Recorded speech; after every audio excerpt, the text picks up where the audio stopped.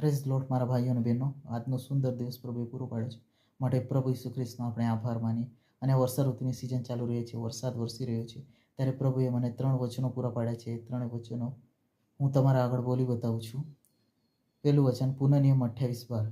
તારા દેશ પર મોસમમાં વરસાદ મોકલવા સારું અને તારા હાથના સર્વ કામ પર આશીર્વાદ આપવા સારું યહોવા તારે સારું પોતાનો અખૂટ ભંડાર એટલે આકાશ ઉગાડશે.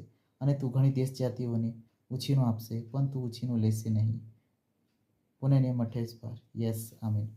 આ વચન કહે છે કે જો તું પ્રભુ ઈસુ ખ્રિસ્ત પર વિશ્વાસ કરશે, એને પ્રાર્થના કરશે, ત્યારે પ્રભુ તારા દેશ પર વરસાદ મોકલશે, તારા હાથના સર્વ કાર્યો સફળ કરશે, આશીર્વાદિત કરશે અને એના અખૂટ ભંડારોમાંથી આશીર્વાદો તમારા પર મોકલાવશે. અને તું ઘણી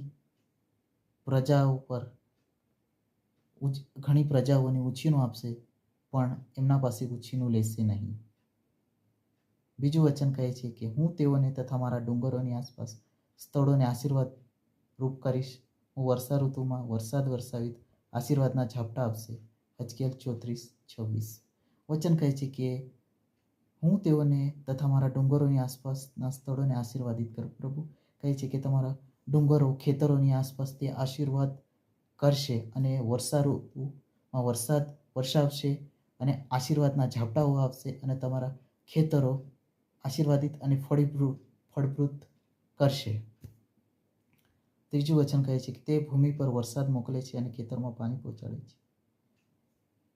વચન કહે છે કે પ્રભુ વરસાદ મોકલશે, તમારા ખેતરોને આશીર્વાદિત કરશે, તમારા ખેતરો ફળીભૂત કરશે અને તમારા ખેતરોમાં જે પાકો છે એ આશીર્વાદિત કરીને તમારી જમનો, તમારા કાર્યો સફળ પૂર્ણ કરીને વર્ષા ઋતુમાં વરસાદ મોકલાવીને એ સર્વ તમારી મહેનત સફળ અને પૂર્ણ કરશે.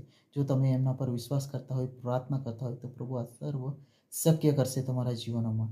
આ વચનો જે સાંભળે છે, જે જોઈ છે, એમના જીવનોમાં, મારા જીવનમાં પ્રભુ આશીર્વાદ લાવે અને આશીર્વાદનો વરસાદ વરસાવે અને પ્રભુની ઈચ્છા પૂર્ણ થાય ને પ્રભુને મહિમા મળે તેવું થવા દેજો. આમીન.